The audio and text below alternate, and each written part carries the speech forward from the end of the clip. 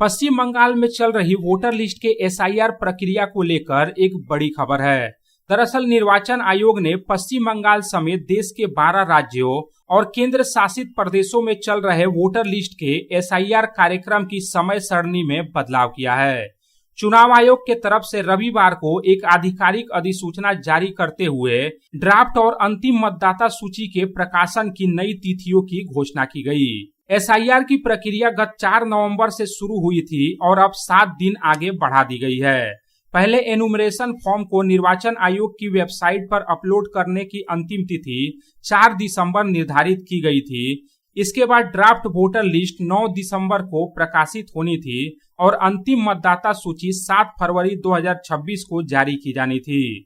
लेकिन चुनाव आयोग के तरफ से जारी की गई नई अधिसूचना के अनुसार एनुमरेशन फॉर्म जमा करने और उन्हें इलेक्शन कमीशन की वेबसाइट पर अपलोड करने की प्रक्रिया अब 11 दिसंबर तक पूरी करनी होगी। इस अवधि के दौरान बूथ प्रबंधन संबंधी कार्य भी पूरे करने होंगे। इसके बाद ड्राफ्ट वोटर लिस्ट तैयार करने का काम 12 दिसंबर से 15 दिसंबर तक चलेगा। ड्राफ्ट वोटर लिस्ट 16 दिसंबर मंगलवार को प्रकाशित की जाएगी। इस मसौदा सूची से संबंधित सभी प्रकार के दावे और आपत्तियां इलेक्शन कमीशन के पास 15 जनवरी तक जमा कराए जा सकेंगे।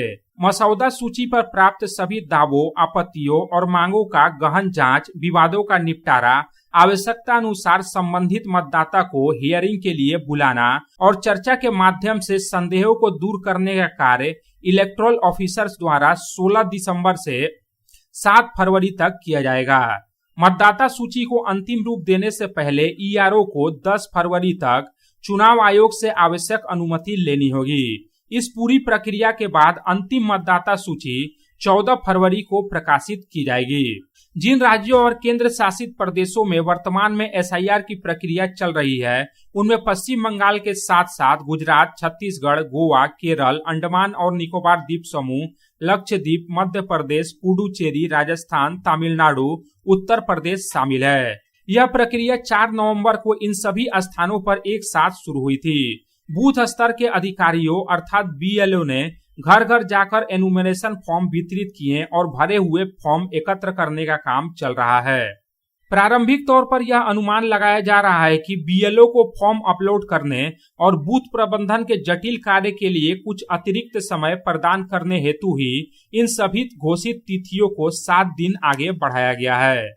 रामबाबू यादव की report, public times. I am Dr. Radhakrishna. I am a gastroenterologist and a liver specialist. So I do visit Durgapur once a month. I stay here for 2 days. So we do different types of procedures pertaining to gastroenterology and liver. So we have a range of evaluations that we do here. We do the routine endoscopy, colonoscopy. Starting from there, we have advanced technologies like nasal endoscopy, liver fibroscan, capsule endoscopy.